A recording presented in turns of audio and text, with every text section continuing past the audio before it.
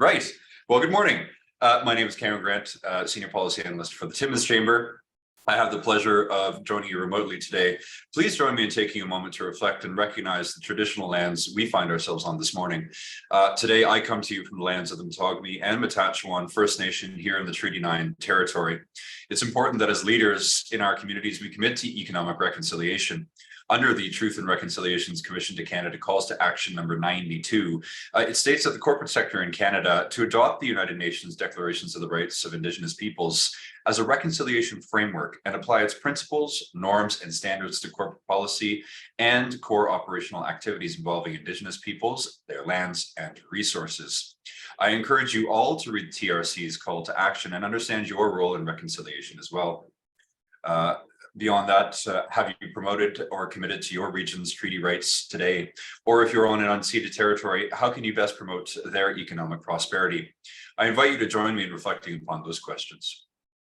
I would like to take this opportunity to thank the Canadian Association of Petroleum Producers, or CAPP, who have been sponsoring the ongoing series for the Sault Ste. Marie Chamber of Commerce and discussions which have led, which are titled Resource Champions, where we talk to industry experts about both the opportunities and challenges facing Canada's natural resource sectors. At this point, it is a great honor, and I'll introduce today's moderator who will lead today's discussion, and that is Heather Exner-Pirot. She is a senior fellow and director of the Natural Resource, Energy and Environment Program at the Macdonald-Laurier Institute. She is a global fellow at the Wilson Center in Washington, D.C., and sits on the board of the Canadian Rural Revitalization Foundation, Saskatchewan Indigenous Economic Development Network, and the Arctic Institute. She is also a research advisor for the Indigenous Resource Network. She publishes regularly on energy security, Indigenous economic development, resource politics, and Arctic governance.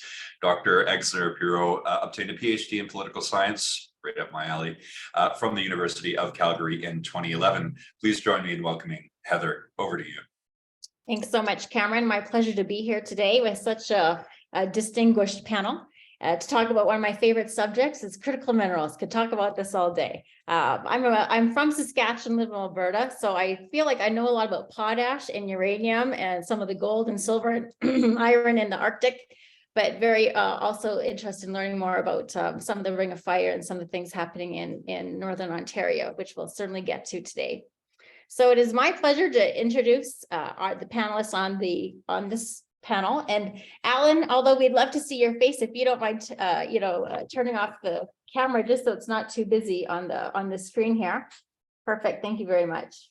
So my pleasure to introduce my good friend, JP Gladu, who almost needs no introduction, the principal of Mokwateh, previously the president and CEO of the Canadian Council for Aboriginal Business, a member of Sandpoint First Nation located on the eastern shores of Lake Nipigon, Ontario, and a board member with some of the biggest and best companies in Canada, too many to mention, but certainly has some very deep experience in the mining sector in Northern Ontario. I also had the opportunity to work with JP at the Indigenous Resource Network, and always a pleasure to share a platform with him. And next, we have David Billedeau, who is the Senior Director of Natural Resources, Environment and Sustainability at the Canadian Chamber of Commerce. And he's also doing a research fellowship with the Energy Council of Canada and completing a PhD with the University of Waterloo School of Environment, Enterprise and Development. Good luck with that, David. You must be a glutton for punishment to have a full-time job and do a PhD, but good luck to you.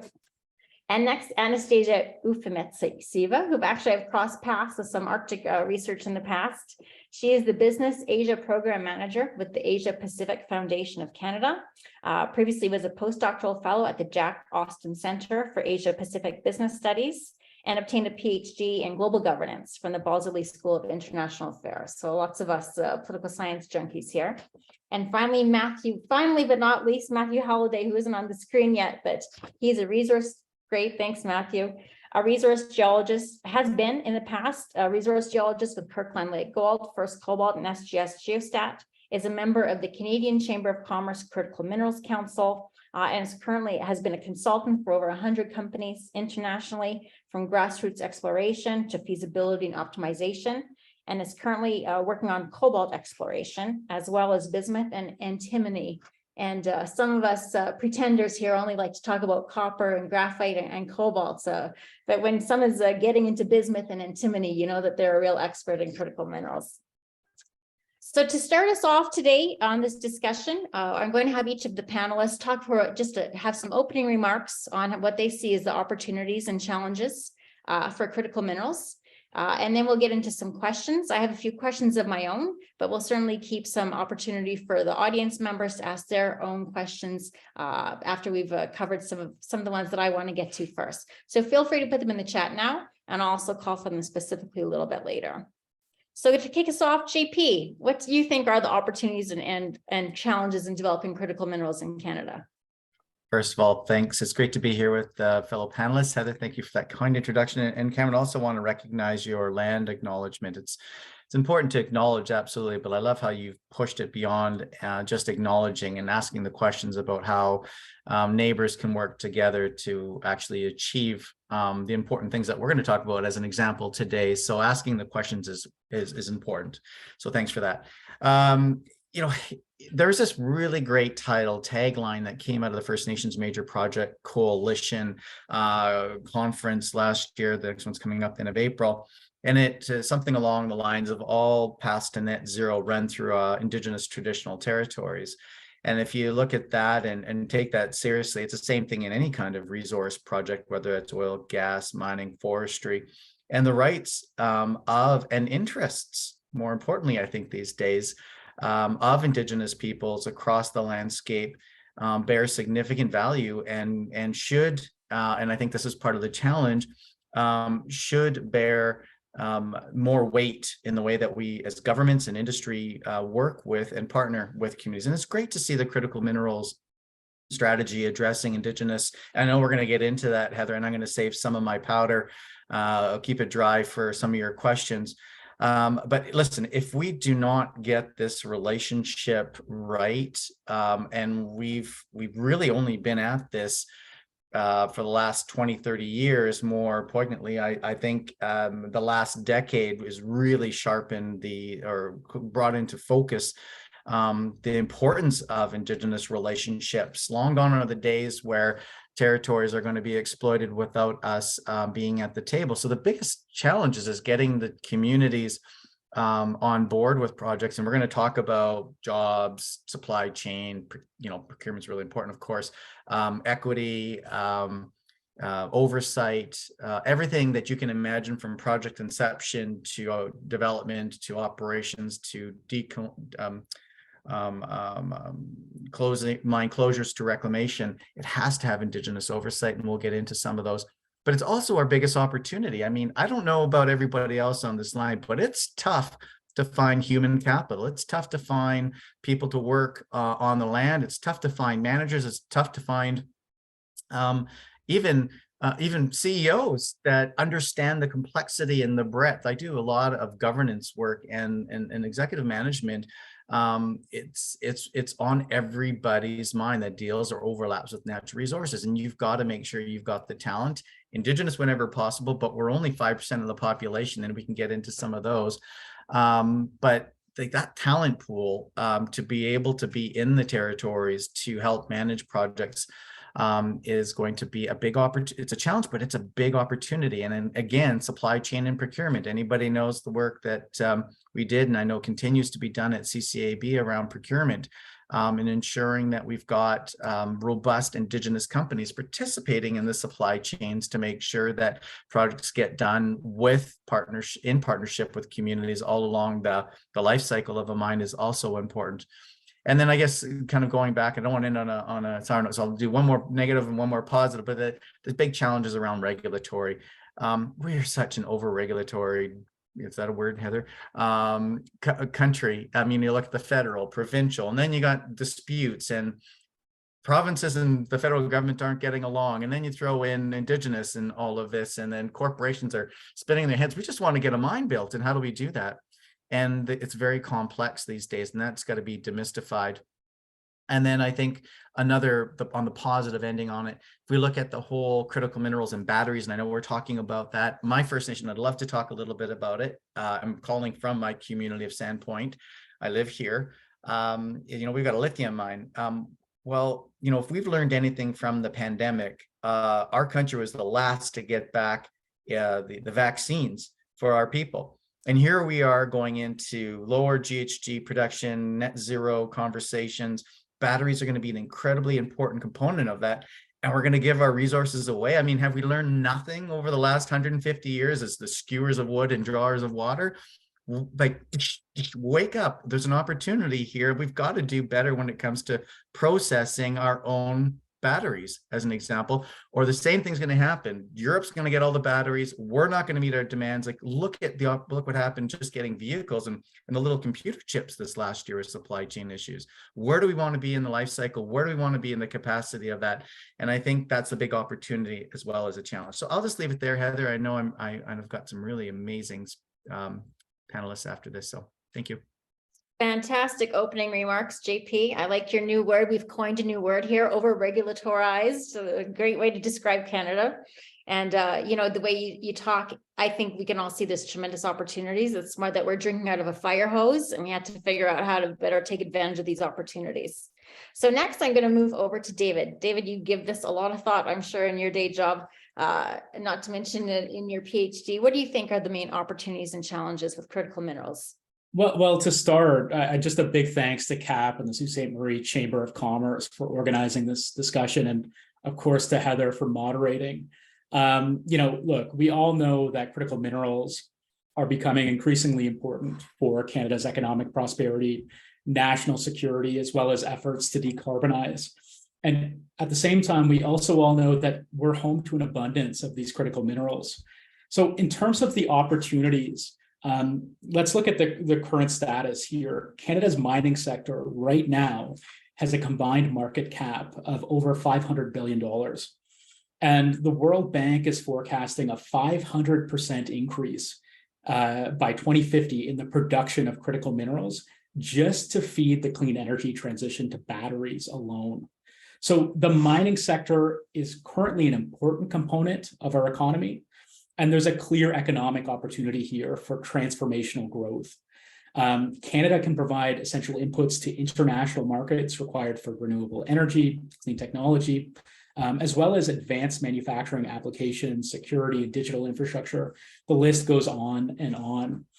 And not only does global demand for critical minerals present a unique economic opportunity for Canada, we also have an opportunity here to leverage our natural resources to support global decarbonization efforts.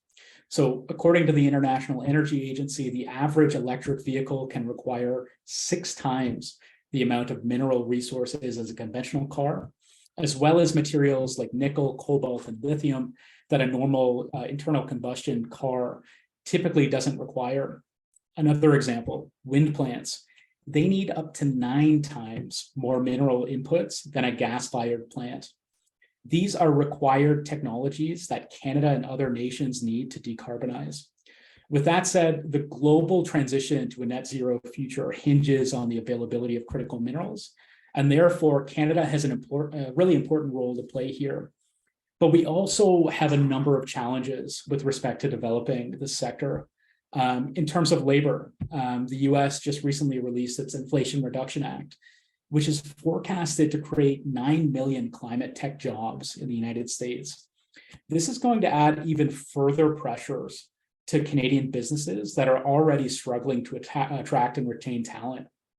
So for context, over 110,000 new workers are required in the mining sector alone by 2030 to meet demand and replace workers anticipated to exit the workforce. So that's a huge challenge, labor. Second, as JP noted, our timelines for development here are quite slow. To match domestic critical mineral production with increasing global demand, it's really important to focus attention on facilitating resource development domestically, where it takes, on average, over 15 years to move mining projects from discovery to first production. And maybe the last challenge I'll quickly highlight here is that we need, and as JP has noted, we need to really ensure that our critical mineral strategy can create those transformational economic opportunities that facilitate Indigenous partnerships, reconciliation, and self-determination. Of course, there's a number of other issues at play here as well, from infrastructure deficits to geopolitical pressures. And, that kind of brings me to the current state of play here. And to the government of Canada's credit, the recently released critical minerals strategy does aim to address some of these challenges. So, for example, the strategy commits to new skills development programs to attract and retain talent, to facilitate getting our minerals out of the ground in a timely manner. Ottawa has committed to meeting the objective of a one project, one assessment principle to reduce duplication in regulatory processes. And in terms of advancing reconciliation, Ottawa has again committed to honor treaty obligations and work with Indigenous communities to create partnerships across critical mineral value chains.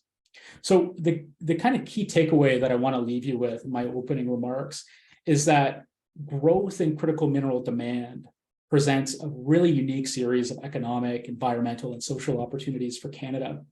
And at the same time, we're facing a wide network of really complicated challenges here.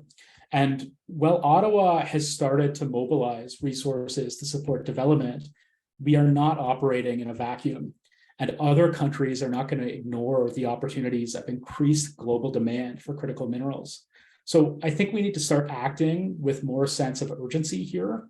And we need to start recognizing as a whole of Canada, the important economic contributions critical minerals can bring Canada, but also the important role these resources can play in addressing climate change and supporting reconciliation. So thank you so much. I'm really happy to be part of this great panel. Amazing encyclopedic knowledge of the critical minerals landscape, very useful context. And we will be probing on labor and the critical minerals strategy for sure after the opening remarks. And that leaves you, Matthew, who I'm sure has some on the ground, insights into what the challenges are and also the opportunities that you're seeking.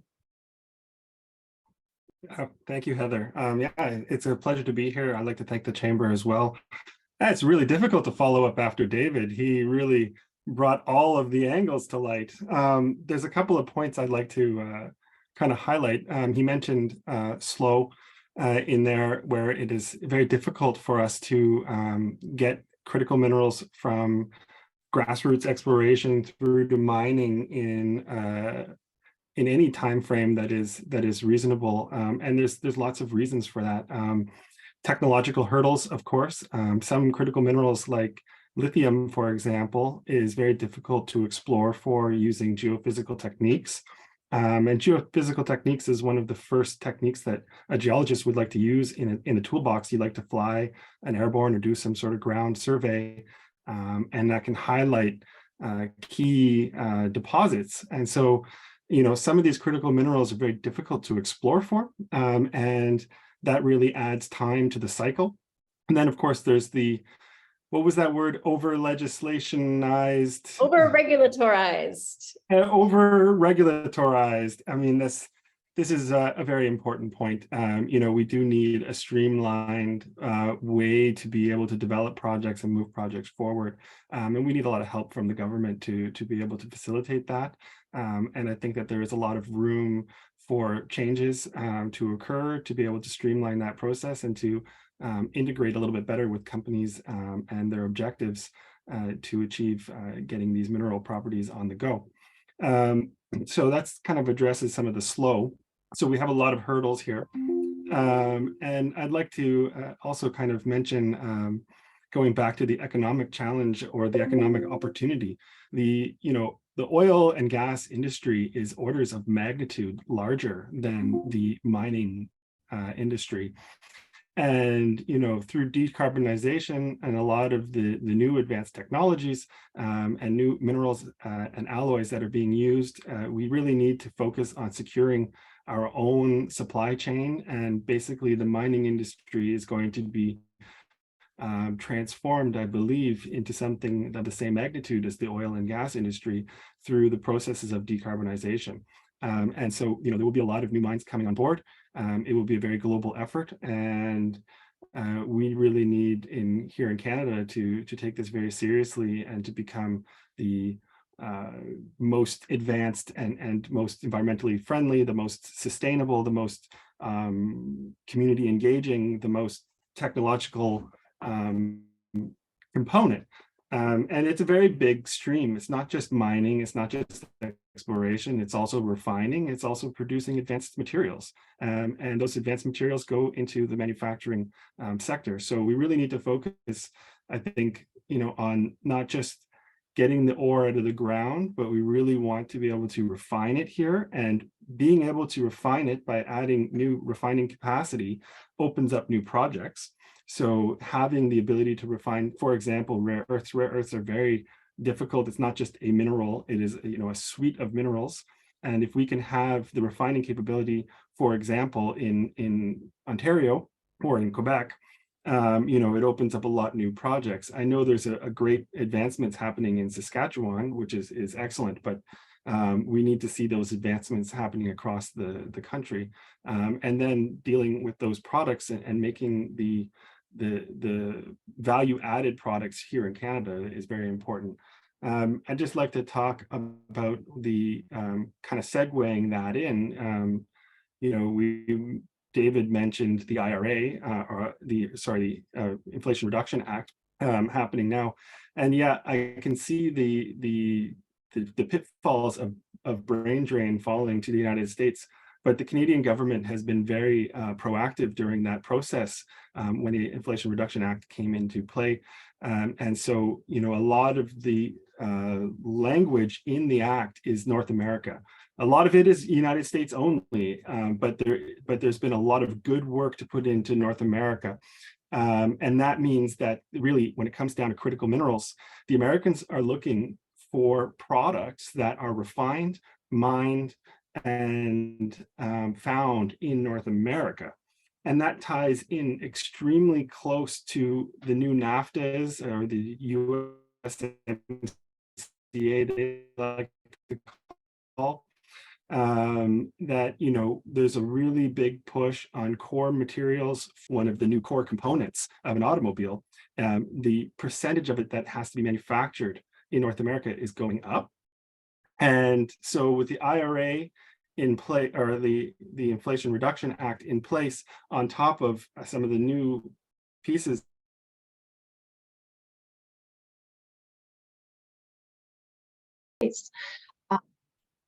coming back to regarding lovely. So that said, we have been predominantly dependent on the United States with investment and trade. And part of the diversification strategy, we're not only seeing in critical mineral strategy, acknowledging a lot of Indo-Pacific say, but also Indo-Pacific strategy is envisioning critical minerals playing a greater role in Canadian relations. And so this is where I feel like our report that we have recently released with the Asia Pacific Foundation is really shedding a light how underdeveloped our relationship is and how much potential it can have in the future.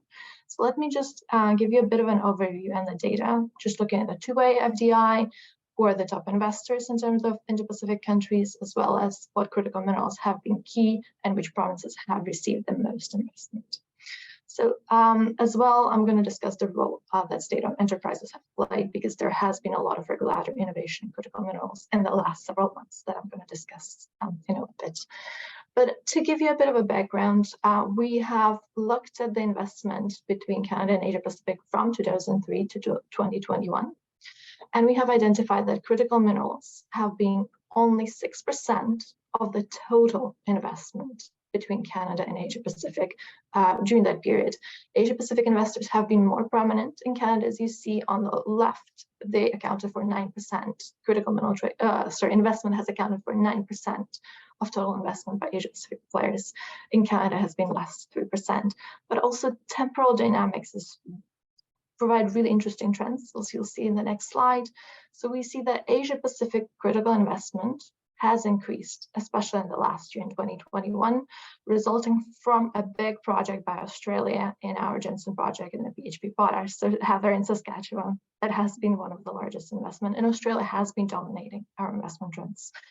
In Canada, we have been, as you would see on the figure on the right, we have invested quite a lot in the early 2000s, 2007 being one of the largest deals in the Philippines. And then our investment in Asia Pacific has been dropping. So we have been looking at other places rather than Asia Pacific. So with those trends shaping us up, let me just go through the top investors. As you see over here, Australia has been #1 investor in Canada with 15.3 billion, which accounts to 74% of total critical mineral investment from the Asia Pacific, quite significant, right? Over a half from one country. China being the second largest with 4.4 billion, around 21% of investment coming. And the third largest is Japan with 566 million, accounting only for 3% of investment. So you see the top 2 countries have really dominated the investment relations with Canada. In terms of our companies going abroad, we have preferred Philippines due to one large deal, but Australia and China have been our second best options, with Australia obviously being more prevalent than China. So keeping those trends in mind, a lot of investors coming to Canada have invested in 4 provinces, accounting for 97% of investment in critical minerals. That being Saskatchewan, the largest one, BC is second largest one, Ontario and Quebec. With Saskatchewan, a lot of deals have went to potash. With BC and Ontario, we have had a lot of mining companies with assets abroad.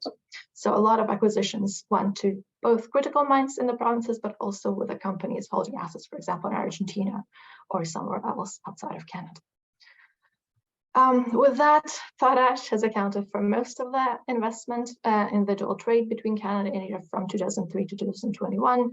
Just looking at Canada specifically from that relationship, 60% of investment from Asia Pacific went to potash, with nickel and copper, lithium accounting for 26%. So here, just going back to the totals in terms of investment, we have had bilateral 2-way investment between them in nickel, copper, lithium, and uranium, but also other minerals. It's just a smaller decrease. So with that picture, and knowing that there is a mix of minerals, we can look at the role of state-owned enterprises because they have been identified recently as actors that we would like to reduce the amount of in our critical minerals. So looking again at the 2-way investment trends from 2003 to 2021, we see a change in investment by state-owned enterprises, and most of this investment is actually made by Chinese state-owned enterprises. Out of 22 deals or 21 deals, 20 of them were made by Chinese enterprises, state-owned enterprises. So it shows you that there is a prevalence of Chinese investment made by state-owned enterprises in the sector, with the other 2 investors with SOEs were based in Japan and South Korea. So we have had predominance of China in that picture, and also the recent review and recent Gladu changes have targeted Chinese enterprises. So we know that the ZG Mining deal has had a lot of pressure for the Canadian government to reconsider the investment. We had a detailed analysis of the deal in terms of Neolithium's assets in Argentina, and following that, recently in December or November, we had announcements by the Minister of Industry, I think in October, saying that we should limit investment by state-owned enterprises in critical minerals. And then November, December of the last year, we had an official policy saying that state-owned enterprises would be likely less welcome and have a more stringent reviews in Canadian critical minerals. So with that, I'll leave room for questions. I thank everybody for listening and bearing with the heavy info slides. So I look forward to the discussion and question. Thank you, everyone. Fantastic, Anastasia. Thanks so much for that. We all love to see data. I'll say 2 things stand out for me from that. First of all, and I don't think people appreciate this, how little mining investment is going into critical minerals. That is still going into gold and silver and iron and coal. And those are, eating up a lot of, when Matthew mentioned that, mining is a small industry compared to oil and gas. And even most of that mining, that small piece, is not even going into critical minerals. And so when we say we need 110,000 more people, we need 110,000 people into critical minerals, let alone gold and silver and coal and that kind of thing. So thanks for that. Great context. You guys have really set the table very well here for a great discussion. But I'm going to, give an easy one, maybe a provocative one to start us off. And that is, what do you think of the critical mineral strategy? What does it get right? Where does it fall short? And, David, you mentioned it. I'll say my own impression, since I have the floor here, is that I can't disagree with a single thing it says, but none of it has happened yet. All the things that it promises needed to have happened 3 years ago, And when do you think those things are going to happen? When will they address the over-regulatorization? When will they address the investment? When will they address the labor and the transportation? So who wants to start on their opinions on the strategy? I'll jump in. That's a great way of looking at that. I mean, again, a really thoughtful, robust plan. But I want to pick apart on, again, the Indigenous world is something that I spent a lot of time obviously in.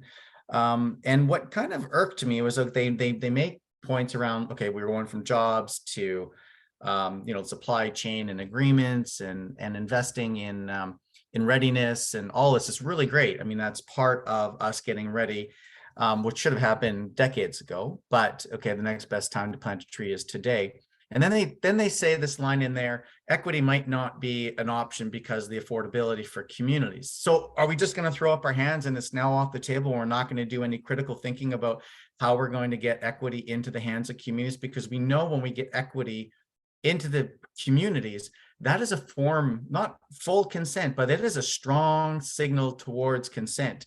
And what is holding up most of our projects in this country? Lack of free, prior, informed consent and Indigenous agreements to projects.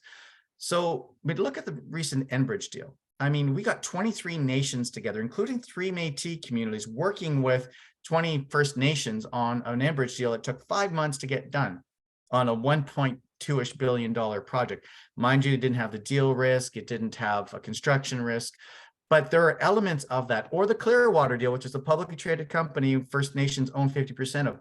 There are elements of our ability to get stuff done that this critical minerals package, I don't think, has gone far enough to really bring to the forefront, like the Alberta Indigenous Opportunities Corporation played a really big role in backstopping that Enbridge project. We got the Canadian Infrastructure Bank, although maybe it's a little bit bureaucratic and there's not enough resources there to support the Indigenous equity. I just think on that front about, it got us excited, got me excited, and then it just went, this is the cutting edge, this is the leading edge, the bleeding edge of how we're going to get shit done in this country. And you left us hanging with, well, it might be just too expensive.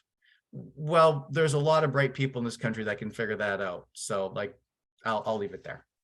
I agree. I am obsessed with the National Indigenous Loan Guarantee Program. I think is the smoothest way to get consent and investment into the industry and, get over some jurisdictional barriers. And hopefully we see more out of this government or the next, but I think it's an inevitable solution. Who else has thoughts they want to share on the strategy? David. Matt, is it okay? Sure, I would share. Sure. So maybe I'll just quickly chime in then. So go. Sorry about the joys of a Zoom call. I'll just quickly share my 2 cents. I think it's important to view the strategy in context. And really, I'm a bit reluctant to call it a strategy. It's more of an aspirational document that describes, the government's vision for what the critical minerals sector should look like. And to their credit, they're setting the right objectives, supporting economic growth, job creation, advancing reconciliation, supporting climate action and environmental protection. So all those things are at the forefront of what NRCan released back in December. The problem is an aspirational document is not really a strategic document. And Heather, as you noted, a lot of the content within NRCan's strategy here is basically a summary of what the government has already done to date. So for folks looking for a concrete game plan on next steps and what's happening when, it was a bit of a disappointment. And I'll just reiterate a point from my opening remarks and note that although NRCan is committed to an evergreen strategy for updating their critical minerals approach, international markets aren't going to just stick around and wait for us to get our act together here. So the clock's ticking for Canada to get moving. Thanks. Matthew? I think I would have liked to see a little bit more of the doom and gloom. And I mean that in the terms of what is the critical minerals landscape today? And they didn't really bring that light. I'd like to show, where our critical minerals are coming from currently and the percentages and the opportunities there. When you look at terms of the actual production of critical minerals, a large number of them are coming from countries that we don't have necessarily favorable trading conditions with. When it comes down to refining of critical minerals, dominantly China is the #1 refiner of critical minerals on a huge scale. And I think that kind of quantifying the opportunity for us to become a center of critical minerals extraction and refining would be a first step, and to be able to show not only what we're missing out on or where the current landscape sits, but who is our best trading partners and what their needs are. So, with increased capacity here, what does that relate to in terms of who we can sell these critical minerals to, not only for our own domestic supply? The other thing that I think was a little bit light, the number of critical metals on the list is a little bit small compared to, say, what the United States has on their list. And I think there's some, for me, I think arsenic is one that should be on the list. Arsenic is used in semiconductors. David mentioned earlier about the microchip delay in the economic, global delay because of these microchips. And, some of the critical minerals, such as arsenic, are going into the manufacture of these. And of course, having a high purity product like that, which is not very easily obtained, and does need a lot of global shipment to procure, it's a very specialized thing that we're really lacking here in North America. So we don't necessarily, the United States, for example, does not really produce any arsenic except for what they recycle, and they import predominantly from China and Morocco. I think that Canada has an opportunity to displace that. We have deposits here that already have excess volume of it. But, in terms of the economics of it, it's just simply like a product like that. It's not economic on its own. We need to refine it into a value-added product here in the country, because, basically a kilo of arsenic con is worth about 70 cents. And a kilo of 9N arsenic metal is worth about $200 to $1,000 a kilo. So I think that there is opportunity to increase the number of critical minerals, and particularly with a focus on who we could be trading these with. Awesome. Thanks, Matthew. JP with a hot pursuit before I go back to Anastasia. Thanks. Sorry, Anastasia. Yeah, I do want to pick up on one point, and it's a theme throughout what you're just talking about, Matthew. What drives me crazy in our country is the hypocrisy that we live in when it comes to actually manufacturing and our energy sources to actually manufacture. And just manufacturing lithium isn't, when we start getting the batteries, is ugly. And when it goes over to China, we know that their environmental standards are stuff's getting washed into the ocean, coal's getting burned in the air to manufacture those. Canadians got to get out of our own way and go, yes, these are challenging minerals, and yes, they're GHG emissions, and yes, there's all these challenges, but what better country that's got gender, indigenous, and tough environmental standards to do it?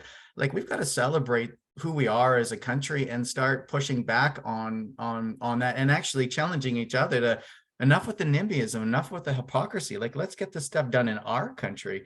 Anyways, you got me a little riled up there, Matthew. Thank you. Agree, JP. We're letting. I agree wholeheartedly. It's the perfect is the enemy of the good in Canada. Anastasia, what do you think of the strategy? Oh, this is lovely discussion. I feel like I'll be building a bit on everybody and taking just a bit more in the investment perspective. So the strategy does a great job providing us with a structure. We need to develop our resources. We need to develop trade relationship. We need to develop investment relationship. This is great. But as everybody has suggested before me, how do we implement it, right? We have been tied a lot to the United States for the development. We have been tied on towards China, Australia, right? We're picking up certain partners, but also thinking about the competitors, right? Australia has similar resource profile. It is doing quite an excellent job attracting and creating their strategies to attract investment. How do we compete? How do we make sure that Canada is continuing to be competitive, continuing to attract the investment. And we are partnering with all of those GP you've mentioned, the Indigenous, the environmental, the ESGs, right? Canada is on for part of the MSP initiative, right? The Mineral Strategy Partnership with multiple countries signed up, including the United States. So we are doing a lot of different frameworks and different collaborations. It is identifying the ways, how do we diversify, where do we diversify, and how do we make sure that when we have the innovation regulatory changes and, for example, Investment Canada Act, how do we make sure that we are still attracting investment and keeping any critical minerals the way we want to? So a lot of considerations, I think, and questions that I have. The strategy provides a lot of directions where the policymakers can take the direction, but a lot of interesting things, Heather. Yeah. Great answers, you guys. Audience members, if you have any questions, feel free to start populating in the chat. I definitely have enough questions for the last 45 minutes, but if we want it to be a little more engaging, or at least I can choose my questions that align with your questions. But the next one, again, building on that, Anastasia, I was going to ask about how do we attract more investment to the sector? And this is a statistic that frightens me, as we need the energy transition. Everything is more expensive. There's inflation. We know we have been underinvesting in commodities, and in particular minerals, for probably a decade. And that now in Canada and globally, it's not much worse in Canada. In fact, last year, I think Canada had the biggest bump in exploration spending. So it's not as if Canada is just a laggard and not doing anything good. But still, in Canada and globally, we're spending about 30 or 40% less on mining CapEx than we were in 2012. That we are nowhere near the peaks we were in 2012. But in this time, we have a totally different landscape where we need an energy transition. We need the batteries, we need the cell phones, and we need to get off Russia, and we need to get off China. So what is preventing more, when we can all see the writing on the wall that we need more commodities, we need more metals? Why aren't investors coming back into the mining industry in Canada and globally? And what will it take to bring hundreds, according to WoodMac, we're 1.7 trillion short on mining investment right now. Matthew? Can I chime in on that? Yeah, so, that's a huge answer that is multifaceted, and I only have a small piece of that answer. And I'd like to focus on what some of the government activities are, and I'd like to highlight the province of Quebec. The province of Quebec has basically bumped up its rankings in mining jurisdictions very recently. And if people have been following the Fraser Institute for a long time, Quebec has always had a good ranking. So being well improved, they have been doing what I know always works well is being out there and talking. And so everywhere I've been going, I've been seeing the government of Quebec, and I've been seeing the government of Quebec coming in multiple profiles. They have Investissement Quebec, they have the Ministry of Mines, they have SOCAM, they have and they have other directors that are like foreign kind of I don't know what the word is, but like a foreign consult or something like that. And so I've been to New York, Toronto, London, and I've seen the government of Quebec basically in all of these places. Where I haven't seen is a lot of the other governments of Canada. And so I think that being able to attract a lot of this investment, a small part of it does count towards building the right jurisdiction environment and going out and talking to people and being there. So, the framework has to be supported by the actions. And so really seeing, a province like Quebec being everywhere, I think that really bodes well. Thanks, Matthew. Who else wants to jump in? I know you all have opinions on this. Well, look at the Ring of Fire. I was on the Noron board, and now it's owned by an Australian company. Thanks to those stats, Anastasia. It's gone to 3 companies now. If it doesn't get built with this company, like who else is going to invest that time of money and resources? And I was on the negotiating table, like on the committee and with the board, and I believe that company's got the right attitude, the right depth of pockets, right experience. They've worked with Indigenous Aboriginal communities in Australia. They've got open, transparent, like as far as I can see as an outsider now, and working with government through their environmental processes. But if they don't get it, that is going to be another signal to the rest of the world. Avoid Canada. The Indigenous issues are too complex. There's too much uncertainty. Don't do it. If you and there are some really great mining projects across the country where it has had really strong Indigenous inclusion throughout everything that we've been talking about this morning. But it's really about creating the certainty. And we can get more into that if you'd like. But I think that's one of the Canada's got to do better. You just can't just talk the talk on what we're doing here. Like, let's start investing and let's start empowering. Otherwise, we're not. And let's start building it domestically. It's just it's scary, but also really exciting. Yeah, I agree, JP. And let's acknowledge that we've been digging this hole for many years, and it'll take some time to, if we want to, bring confidence back to investment community to go in Canada. It can't just turn over in a night. It's going to have to see some big projects built in a good timeline. That will take time. Anastasia, maybe, or David, we'll go to Anastasia first, since we've been having her last in all these rounds so far. I can't wait to speak, actually, just to pick it up on JP's and Heather's points. So when I was doing my dissertation looking at oil, the uncertainty has been such a big factor in LNG investments, especially in BC. So we had some investment canceled because of the inability or lack of knowledge how the Canadian system works. And I think a lot of that has had, thinking about Asia Pacific investors not having the same conditions, right? You have Australia as a different case, having similar environments and similar institutions.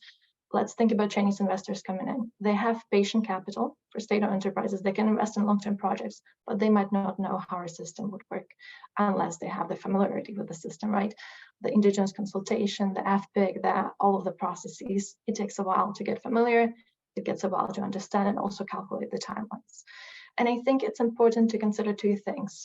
What are other countries doing? So Australia is trying to de-risk their projects and support them along the timeline, which is an interesting strategy that Canada should start considering. How do we de-risk and make sure that our investors are comfortable investing in Canada and that they have the ability to do that? And also Canada did one thing really right with South Korea, for example, or with Indonesia. They're starting to do bilateral negotiations. They're starting to bring investors in. They're starting to have those partnerships. And we can also push that into trade and investment agreements to open up and say we have some conditions for critical minerals investors to go on board. So there's some consideration that we can do to attract more investment, especially in the countries where we hadn't had developed relationships before, which is a lot of Asia Pacific region at the moment. So this is excellent, and I'm looking forward to the opportunities that will bring. Thanks, Anastasia. David. Yeah, I mean, I think all good points, and maybe my contribution to this question is just noting that capital attracts capital, right? And that's particularly true if we're focused on attracting investments from allies, from democratic nations, not just state-owned enterprises out of China. So working with a number of chamber members right now, the Canadian Chamber is actually launching a comparative assessment of financial incentives across other jurisdictions to see where Canada adds up and where it doesn't. And I think, off the hop, I think there's a few easy ways Canada can get more skin in the game here financially to attract internationally mobile capital, inclusive of, expanding the Strategic Innovation Fund to cover new mining operations, but also expand investments in existing operations as well, whether it's decarbonizing existing operations or expanding output. And there's also a number of tax incentives we can leverage to encourage more critical mineral processing here in Canada. A targeted measure to support investment and expansion and processing facilities could be a major boost for that segment of the supply chain. And that could take the form of something simple like an investment or production tax credit. We're seeing ITCs rolled out in fields like, or for technologies like CCUS and hydrogen. Why aren't we deploying these resources more broadly for critical minerals extraction and processing in Canada? I think the government has to look deeply at that. Thanks, David. And I like these, suggestions, and I think we need to raise the level of public discussion on these, because we are soon going to have scarcity, and there's, people are talking that we need industrial policy. It's going to become a security of supply issue very soon, not just an economic competitive issue. And I think tax credits instead of subsidies, is probably a more elegant and efficient solution. And before we go into subsidies, we should be, like you say, expanding those. So all great points. We did have an audience question, which is close to what I was going to ask anyways. But the strategy itself and the way usually you talk about this, is on mining and mining permitting and getting the resource out of the ground. But the other part of a strategy would be, how are you going to transport this? Do we have the railroad capacity? Do we have the road capacity? Do we have the port capacity? And do we have the labor? And I don't think anyone on this panel or any of these audience members think that we can have 5 times more critical minerals with the infrastructure and the labor that we have today. It's impossible. So what needs to be done, I guess, downstream, on labor and transportation, so that we can actually get some of these critical minerals out, on top of the oil, on top of the gas, on top of the grains, on top of the, lentils that we also need to get to more markets. I mean, I know no one has a perfect answer to this, but what are your thoughts on this?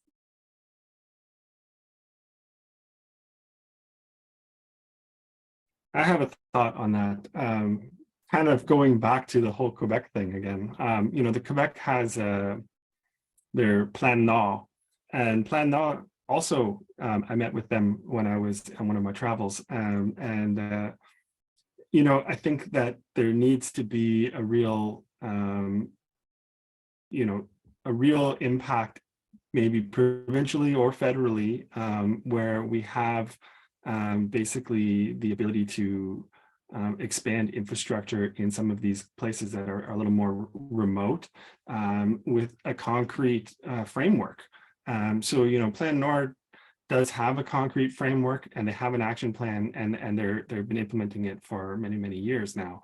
And I don't really see that happening in some of, where I live in Ontario. I don't see that really the same level of commitment. And I think maybe, some of the provinces might need to emulate a strategy like that, where we have infrastructure and community relations and engagement type of plan to help build infrastructure in places that are more remote, and also to make sure that everyone gets benefits from that infrastructure. I love that you keep bringing up Quebec, because I think a lot of people outside Quebec and the ROC don't see Quebec as a resource development champion, but they obviously are mineral and a hydro superpower. And I think a lot of this, and JP, you might have thoughts, but I want to hear about transportation and labor. There's that great relationship and the settlement in the James Bay and Northern Cree, what it was JBNQA in the 70s, that it has set the table for all these decades in the Plan Nord of efficient development, and that we need to see some of that, like in the Ring of Fire area, probably JP, where there is that certainty and good Indigenous industry relations. But more on labor and transportation from the other panelists. God, it's such a multifaceted challenge. One of the biggest, what's actually beneficial for like, I live 2-hour drive north of Thunder Bay and northeast of Thunder Bay, and it's music to my ears that people in Toronto are moving out and trying to find some of our communities, but even our communities struggle with housing infrastructure, et cetera. So, this is a multifaceted challenge that needs to have critical thinkers from a diversity of sectors to address. We need more housing, we need more training. I do know, like in Thunder Bay, we have a sawmill in our community, and our sawmill manager, millwright and everything, he's connecting with the person in Thunder Bay who's interviewing and teaching Ukrainians that are coming in to learn English and see what their skill trades are. Like, we've got to be better at importing more of that talent and channeling that to the regions that need it most. Like, a lot of the immigration policies in the past have been targeted towards, okay, we're going to go to Toronto, Montreal, Vancouver, Calgary, Edmonton. Like, no, our immigration policies, if you want to come to our country, here are where the biggest opportunities are. And it's dictating a little bit too much, but we have to create incentives to get more of that talent up to the north. And I just almost finished building my home. it's brutal to get talent to build this. It's almost 2 years and I'm still not moved into my house here on the res. So I mean, it's multifaceted, but you know, the trains, having some experience with trains, you know, again, we got to think bolder and create a bigger vision for our country, and we got to knock down the protectionisms of the great companies like CN and CP. But man, oh man, when it comes time to exporting food, all of a sudden, you know, oil and gas is getting the priority on the lines. They're like, well, there's not enough capacity. Well, let's create more of a free market, spar lines to make sure that we can get more private sector investment into the main lines, etc. So, you know, the protectionism of our main rail lines companies is also an issue, but we've got to move past that and start thinking more inclusively. With more inclusivity, I don't want to start creating more nonsensical words for you, Heather. So I'll pause there. Great answer. Thanks. David or Anastasia? David? Yeah, if I could just chime in on this. I mean, the reality is that mining is one of the most capital intensive industries there is, right? And the sector's growth in Canada will ultimately depend on enabling infrastructure, whether it's transportation infrastructure or social infrastructure. You know, on the transportation side, if we want to build our mines, we're going to need to build access to them. You know, mine sites are generally north of dense population zones. So yeah, we're going to have to heavily invest in transportation infrastructure. And let's look at, you know, the Ring of Fire as an example. 500 clicks north of Thunder Bay. Only recently did Ontario commit $1 billion to building an access road to the Ring of Fire. So great, we're going to have a road to the Ring of Fire now, but we still need energy, ideally clean energy infrastructure. We need transmission lines, water supplies, social infrastructure, housing, and the list goes on. So a key issue here is that, you know, the actual infrastructure to extract resources is capital intensive and takes time to set up, but so does the enabling infrastructure, whether it's transportation infrastructure or otherwise. And the creation and deployment of that infrastructure faces the same challenges the mining sector faces: duplicate regulations, slow development timelines, high capital costs, and so on. And of course, the enabling infrastructure needs the labor to get those projects finished. So all of these issues are kind of interconnected between the mining sector and the rest of Canada here, whether it's capital costs or labor. And it's really a bit of a dog's breakfast, to be honest. JP with the hot pursuit before we finish off with Anastasia on this round. Oh, sorry, Anastasia, if you want to go first, I'm just kind of building on the Ring of Fire stuff, but I'll pause. Yeah, just a quick comment. Thank you, JP. Just following up on David's and everybody's, and we can, I think it would be a good segue to the Ring of Fire. So one of the things that I've been noticing is all the provincial and national strategies are identifying those gaps. So the critical mineral strategy has devoted resources for the building of infrastructure, for the training, dedicated both to Indigenous and the youth, right? So there are those gaps, and we know that they are, and there is over-regulation, right? GP, you've mentioned that is bringing, in a way, the infrastructure projects, the delays that David has mentioned. What I'm thinking, and kind of going back to the investment perspective, if you have a really strong investor that is able to bring both capital and is able to deal with our regulations and is able to bring labor with them, that could be another contribution to building and speeding up some of those projects as an alternative. But I'll stop on that. I know, JP, you would have a really interesting perspective on the Ring of Fire. I do, but Heather, did you want to shape the conversation? I'll build my thoughts, what I'm hearing. And yeah, maybe I will a little bit. First on labor. I mean, and again, this is, you know, this is so deep, is, you know, millennials and Gen Z don't want to work fly in, fly out. We haven't been telling them that trades is the way to go. We've been telling them that coding is the way to go. And of course, Google's laid off, not to put, you know, salt in the wound, but we have not created an environment for a long time to encourage people to do trades. And so again, this will take some years to change, you know, have a cultural shift to celebrate that blue collar work. We've been saying that man camps are horrible, you know, rapist, you know, infiltrated areas. And now we're saying, oh, by the way, we need 100,000 of you to go to man camps. So we really, you know, there's a role to play in our leaders to create an environment where this is even possible at all. And we've been doing the opposite. But I am glad to move on to the Ring of Fire. And one of the reasons I was so excited to moderate this was to learn more about the Ring of Fire. It was news to me that not a single approved project is in the Ring of Fire. I didn't know that. And I feel like our ministers have been selling Ring of Fire battery metals all across the world in the last year. And I did not know that the mines didn't even exist of those metals that we're making bilateral deals with our allies. So JP, you're an expert in the Ring of Fire. You know what's going on there. And I mean, quite a few of you do. What is happening in the Ring of Fire? What do we need to do to get projects approved and consented to and move forward? Well, I don't know about expert, but I've certainly got a chunk of my gray hair from. You're not an expert. I don't know,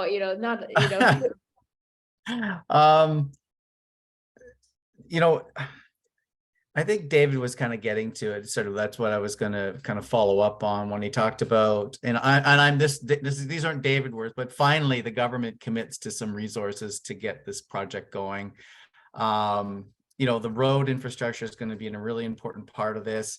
Like what took them so long, and again getting to what Anastasia was talking about, ESG, like putting Indigenous communities in the seat to drive ESG actually helps fix regulatory, because if we're driving the regulatory process, you don't have to circle back around because we've already had our input because we're helping drive it. The world is looking for more Indigenous oversight because of our longstanding connection to Mother Earth and our TK and our oversight, because we've been here for thousands of years. Last thing we want to do is see our backyards polluted. And we want to build economies, and we're the most impoverished, generally speaking, across this country. So from an ESG perspective, the eye is in each one of those ones. So what needs to get done is political will. Government commit to this. I am a huge fan of Minister Wilkinson. I think him and his government's been, like his office, have been doing some really great work and making some great proclamations and supporting some good work. But some of the statements that if I was an outside investor looking in and going, this is going to, like, some of the messaging is going to take years. It's already taken how many years? So what have we been doing from the initial find to where we are today? And you're saying it's going to take more time, and maybe it's too complex. And no, it's political will. And then it's also from an Indigenous, I want folks to know, and I'm sure everybody on the line knows, we're not a monolith. We don't all think the same way. And if you want to know more about this, connect on the Indigenous Resource Network site. Tell Big John that I give a good plug for IRN. I love the organization, but 65% of us support resource development. 59% of us strongly support mining development. There are a proportion of us that aren't. But why are we held to an unachievable 100% consensus to make decisions in country? Our government governs at less than 50%, and yet they're making all these big decisions on behalf of our country. The most affected communities want this project. And again, I'm going to use the word hypocrisy. Even this is perhaps a little bit on the edge, but there's, like, when I look at one of the communities downstream, and they're pushing back on the communities that want to have this mine, and that community's already done a ton of mining in their territories. And now they're telling these communities that they don't want this mine because of potential impacts. How does that make any sense? Why are they not supporting, like, our communities here? And we're not perfect, but we have 3 First Nations working together under one umbrella to advance our lithium project. And we've got support of the other communities because we want them to succeed in their projects. They want us to succeed in our projects. And I think sometimes the dysfunction amongst our communities, it really does tie down the projects. If we can get political will from the provincial and federal governments, and the political will of some communities to support an Indigenous-led development project, because it seems like the Ring of Fire Company Metals wants us to happen in real partnership with communities, then let's get on with it. Yeah, again, the perfect being the enemy of the good. Thanks for that, JP. I appreciate your frankness. Anyone else want to jump in on Ring of Fire?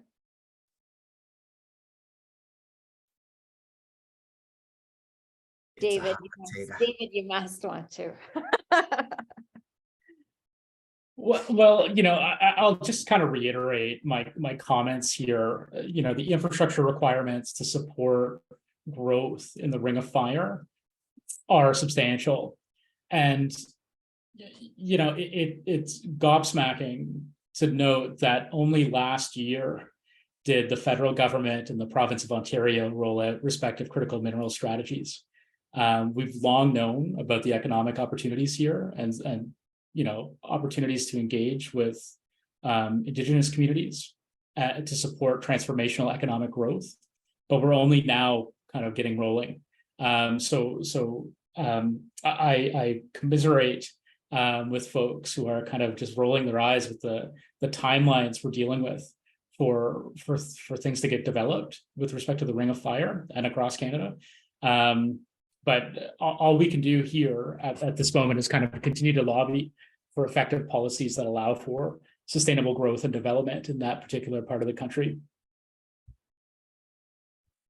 Awesome. Matthew and Anastasia, anything you want to add on Ring of Fire before we go to the next round? All right. Well, we are starting to close in on the end of our time, so I'll encourage our audience members to ask their last 1 or 2 questions. But there were some that I had proposed to you guys before that maybe we can combine into one. And thinking of external stakeholders, or that won't be the right word for, think of engaging people. So maybe JP, how can we better engage Indigenous peoples in the development? And you've spoken to that a little bit already. And then for everyone else, how can we engage with our allies? And we have seen South Korea, Japan, Germany, UK, everyone coming to Canada in the critical mineral strategy that outlines that. I think we have 8 bilateral agreements, on critical minerals with our partners. What is it that they are expecting? And what is it that you think we can fulfill? How can we do the friendshoring? How can we do the energy security on these critical minerals? What are some paths forward on that? So I'll ask the 3 of you on international, and then I'll leave it to JP on the Indigenous.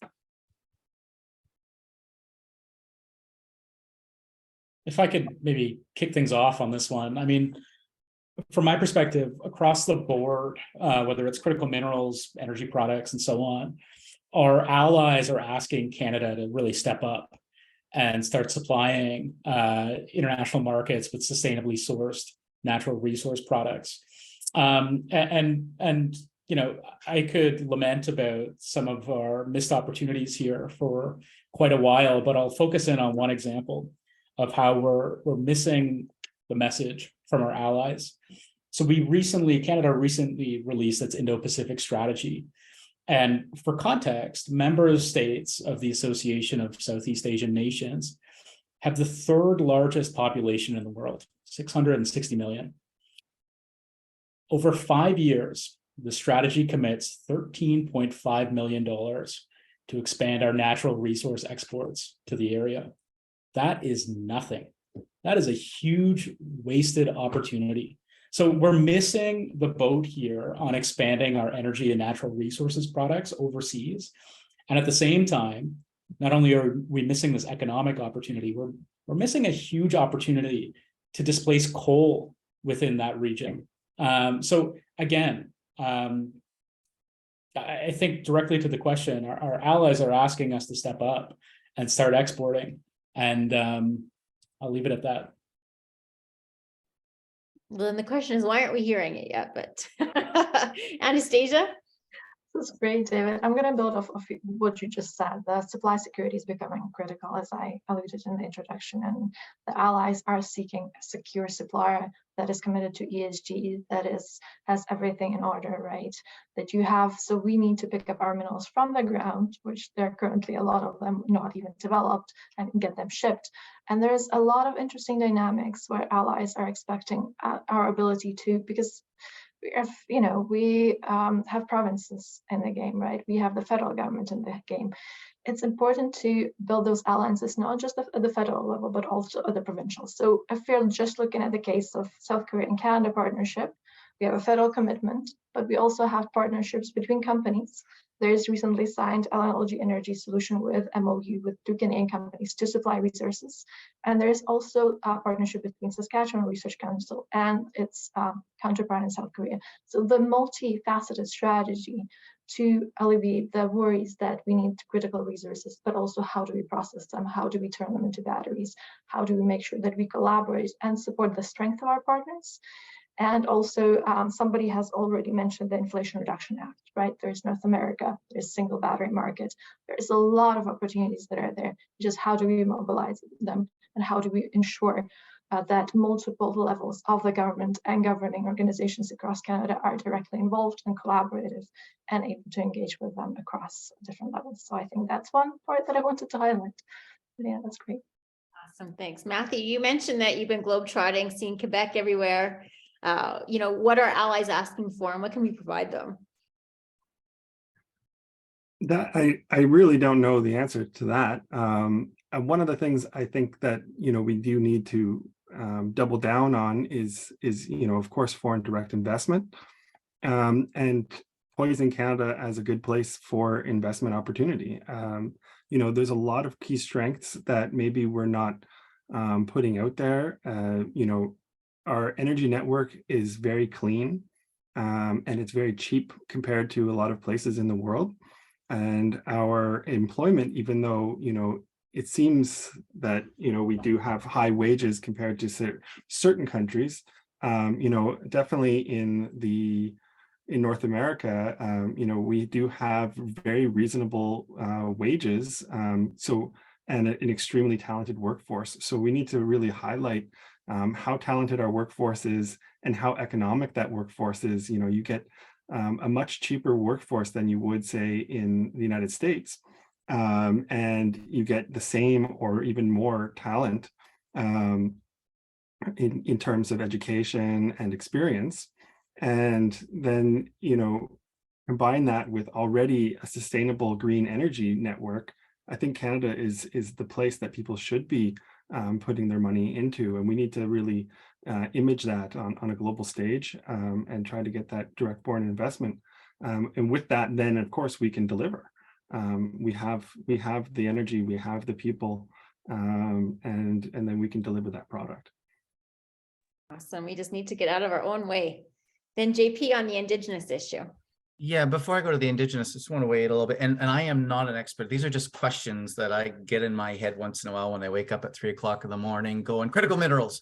But it's, and I think about kind of Article 6, and I'm not this is not my world, but when I think about how Canada gets penalized for exporting our energy, and then we also import, but we're still a net positive, but we're still being penalized. Are there bright people thinking about if our allies are asking us for all of our critical minerals and energy, well, shouldn't we be asking them to be more reasonable on the way that Canada operates with our own energy and critical minerals, to recognize that yes, our everything we have here is critical to the world, or to our allies?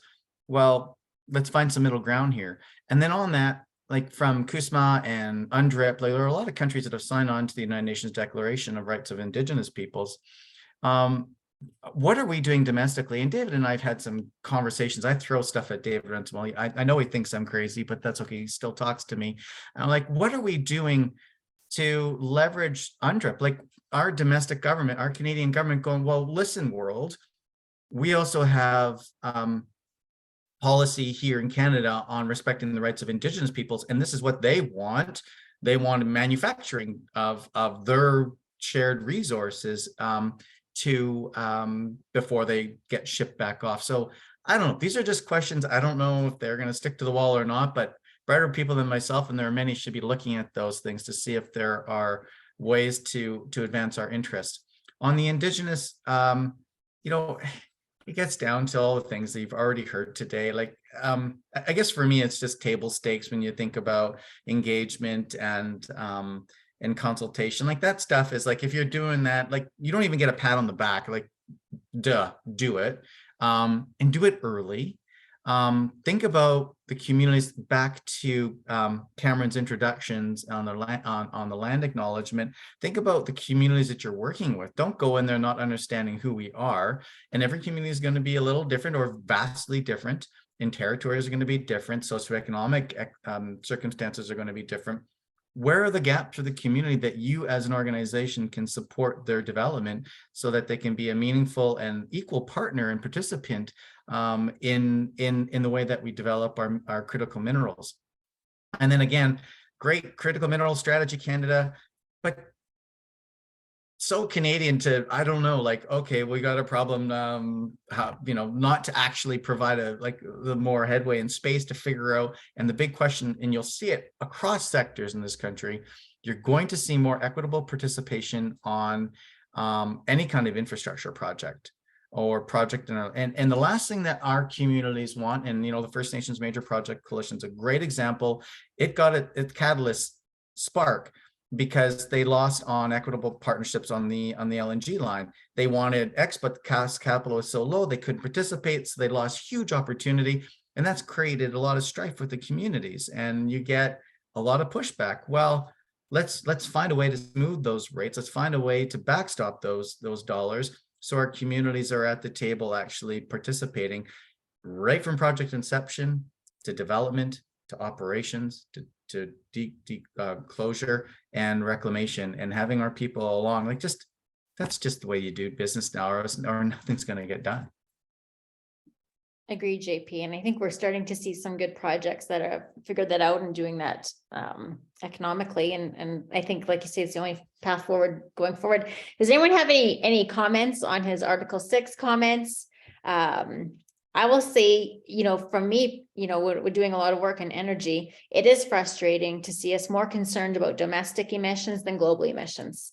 And it's, it seems if we're going to have 5 times more mining in Canada and more LNG and more hydrogen and more nuclear and uranium, our emissions will go up. You can't do those things without using some energy and transportation, and they're coming from far places. But overall, I think it'll have a net positive. So I think that is a message that we need to start saying louder, that we can have a better impact on the world. And that was actually in the BC regulators' assessment of the Cedar LNG, is that yes, it will increase BC emissions, but it will decrease global emissions. And this is true across all resources. But has anyone else given this some thought or heard some interesting things in all their adventures on kind of the Paris Accord and Article 6?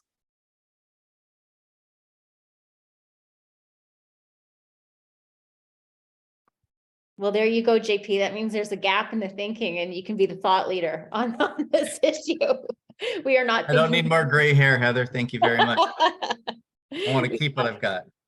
We're not thinking enough. Well, we're just about at the end of their time. So I'll give you guys each about 2 minutes to kind of give your concluding thoughts. And maybe if you don't have any kind of, burning insights that you want to share, what is the one thing Canada should do this year to get our critical markets, invested in and better to market, or whatever else you wanted to end your thoughts on today? Anastasia, since we started with you last at the beginning, maybe I'll go to you first this time. Fantastic. This has been such a stimulating discussions in terms of figuring out where does Canada fit in, how do we make sure that we are able not only to extract but also process the resources domestically and play to our strength, and also borrow the ideas from our competitors.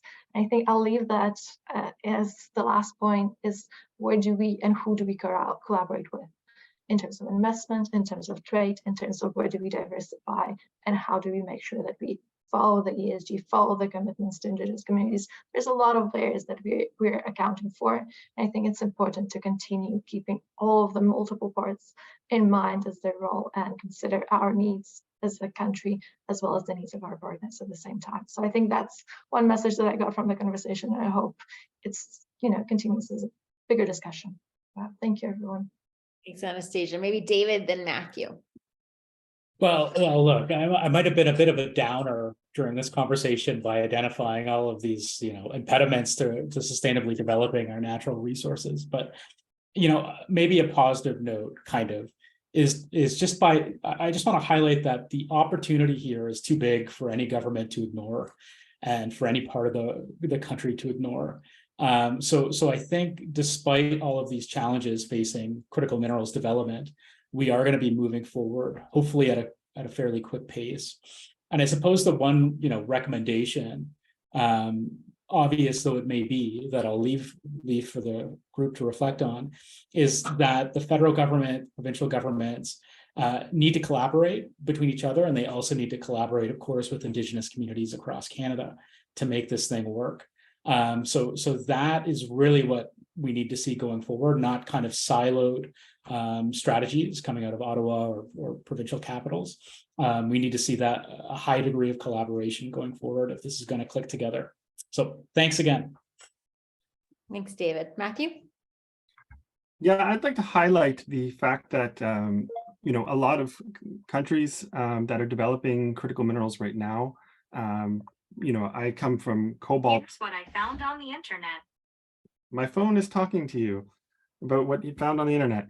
But you know, I come from Halliday, Ontario. I'm in Cobalt right now, and you know, cobalt is a metal that is seeing a lot of strife. You know, there's child labor involved. There's other issues involved. There's the environmental impacts involved, and so I think when it comes down to you know, producing critical metals and other minerals here in Canada, we have that opportunity to displace a lot of things that are going awry around the world. And I don't want to just focus on the cobalt, but I mean, the refining and the extraction in a lot of countries is not up to our standards, whether in any terms of ESG.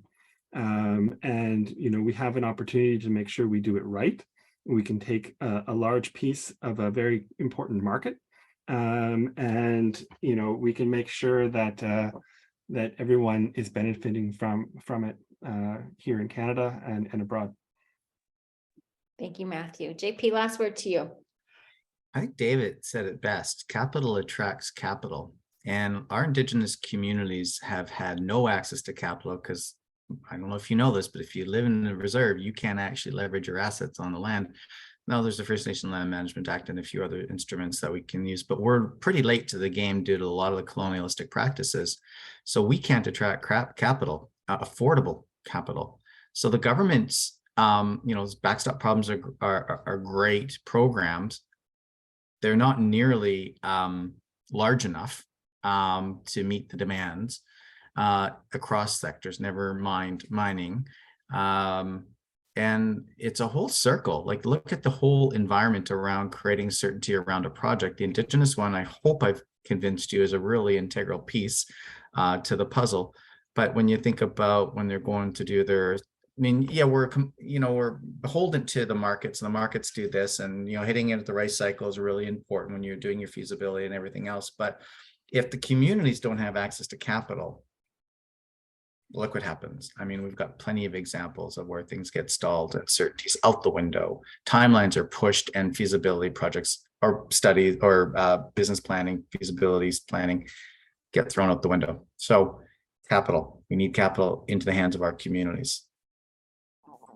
Fantastic. Thanks, everyone. So I'm just going to recap on some of the actual concrete suggestions that government could do in this year's access to capital for Indigenous communities, you know, more training, selling our story abroad, and tax credits. You know, those are some things that can be done in the next year to help move this forward, and working on regulatory reform, you know, in the same time, in step with.